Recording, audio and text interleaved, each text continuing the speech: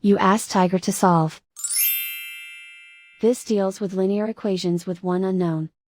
The final result is x equals -10. Let's solve it step by step. Swap sides. Isolate the x. Divide both sides by -2. Cancel out the negatives. Simplify the fraction. Move the negative sign from the denominator to the numerator. Find the greatest common factor of the numerator and denominator.